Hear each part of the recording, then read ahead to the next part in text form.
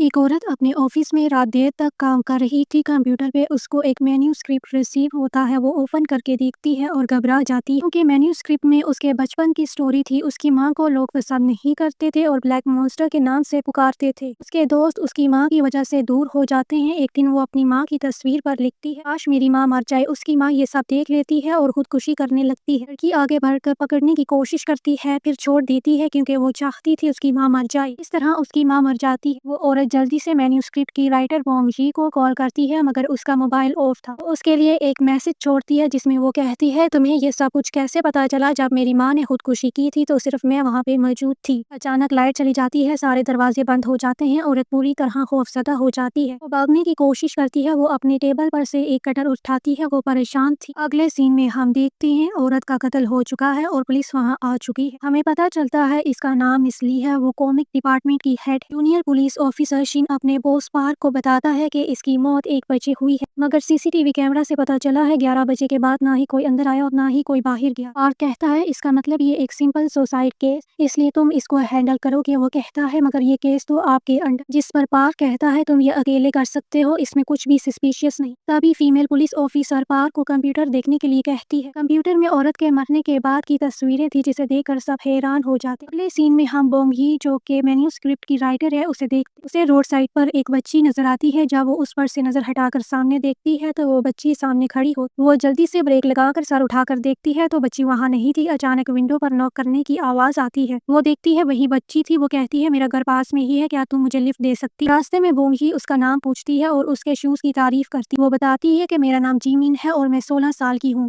جس پر بونگ جی مسکرا دیتی ہے اور کہتی ہے تم 10 سال سے زیادہ کی نہیں لگتی۔ جیمن کہتی ہے میں 16 سال کی تھی جب میں مری تھی۔ لڑکی پھر سے بریک لگا دیتی ہے۔ جیمن گاڑی میں نہیں تھی۔ ریڈیو سے آوازیں آنا شروع ہو جاتی ہیں۔ وہ گاڑی کا دروازہ کھول کر باہر نکل اور ادھر ادھر دیکھنے لگتی ہے مگر وہاں کوئی نہیں تھا۔ وہ گاڑی کے پاس آ کے چیک کرنے لگتی ہے۔ اسے لگتا ہے اس کے پیچھے کوئی ہے جو اس کی طرف آ رہا ہے۔ کوئی اس کی رنگ اتار کر پھینک دیتا ہے۔ وہ چیخنے لگتی ہے، گاڑی میں بیٹھ جاتی ہے۔ پھر سے سامنے جیمن تھی۔ وہ گاڑی کے وائپر چلاتی ہے اور جیمن غائب ہو جاتی ہے۔ وہ گاڑی کو اندر سے چیک کرنے لگتی ہے۔ وہ محسوس کرتی پیچھے کوئی بیٹھا ہوا ہے۔ جب وہ دیکھتی ہے تو وہاں جیمن تھی۔ اچانک ہارن کی آواز سے وہ جاگ جاتی ہے۔ دراصل وہ یہ سب خواب میں دیکھ رہی تھی۔ پھر وہ اپنے ہاتھ کی طرف دیکھتی ہے۔ ڈاکٹر ڈیٹیکٹیو پارک کو بتاتا ہے کٹر پر صرف عورت کے ہی فنگر پرنٹس ہیں اور موت کی اصلی وجہ گردن پر لگائے گئے کٹس ہیں مگر چہرے پر لگائے گئے کٹس میں پہلے سے انفیکشن تھا۔ یہ ایک سمپل سوسائڈ کیس ہے۔ ڈیٹیکٹیو پارک روم پر اس کی وہ تصویر دیکھتا ہے جو انہیں کمپیوٹر سے ملی تھی۔ ڈیٹیکٹیو پارک اپنے کیپٹن کے پاس جاتا ہے اور کہتا ہے یہ سوسائڈ نہیں مرڈر ہے، ہمیں اس کی انویسٹیگیشن کرنی چاہیے۔ کیپٹن تیار نہیں تھا مگر وہ کہتا ہے